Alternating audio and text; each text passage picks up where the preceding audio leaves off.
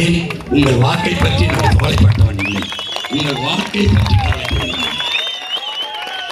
நான் ஓட்டுக்கு ஒத்த ரூபாய் தரமாட்டேன். ஏன் எனக்கு ஓட்டை பற்றி நான் கவலைப்பட்டவன் இல்லை. இந்த நாட்டை பற்றி கவலைப்படுகிறவன் சிந்திக்கிறோம்.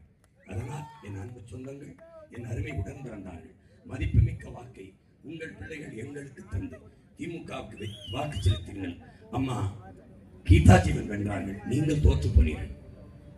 நாடாளுமன்றத்தில் அம்மையார் கனிமொழிக்கு செலுத்தினீர்கள், அவர்கள் வென்றார்கள், நீங்கள் தோற்று போனீர்கள்.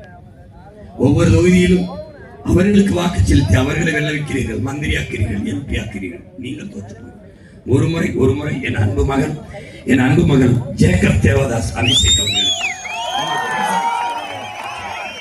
நீங்கள் வெற்றி, எங்களை வெற்றி, உங்களை வெற்றி, எங்களை வெற்றி, உங்களை வெற்றி. அடுத்ததாக என் அன்பிற்கினிய தந்தை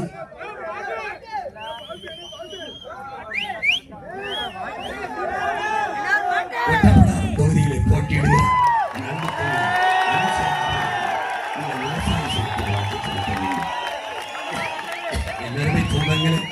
ஒவ்வொரு தொகுதிக்கும் நம்ம உங்களை சந்தித்து வாக்கு கேட்க வேண்டும் என்பதுதான் என்னுடைய விருப்பம். ஆனால் ஒரு மகன் தான் இருக்கிறேன். 234 தொகுதியிலும் நானே போய் வாக்கு சேகரிக்கிறேன். நாட்கள் பத்தவில்லை.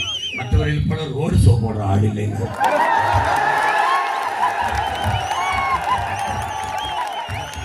கையை காட்டிக் கொண்டு போடவில்லை, கையை காட்டிக் கொண்டு போடவில்லை. கருத்தை கடத்துகிற புரட்சியாளர், கருத்தின் புரட்சியாளர். நான் கோடிகளை கொட்டி அரசியல் செய்ய வந்தவன் அல்ல. உன் மகன் உயர்ந்த கொள்கையை கொட்டி அதை போல திருச்செந்தூர் தொகுதியில் போட்டியிடுகிற என் அன்பு தங்கை ஒபிலியா அவர்களுக்கு நீங்கள் திருத்தி எழுதுங்கள். திருச்செந்தூர் முருகன் தளத்தில் இருந்து தமிழ்நாட்டு அரசியல் திரும்பியது மாறியது. அவன்தான்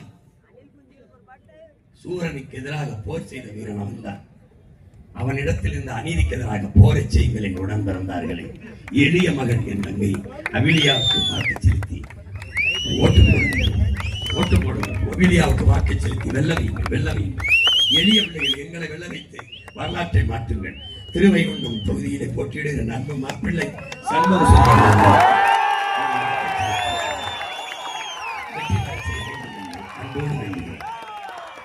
உயிர்க்கினிய உடன் பிறந்தார்களே, உலகில் பெருமையோடு வாழ்ந்த என் இன சொந்தங்களே, உங்களிடத்தில் உங்கள் அன்பு மகன் வேண்டுகிறேன். காலம் உங்களுக்கு மிகச்சிறந்த கடமையை தந்திருக்கிறது.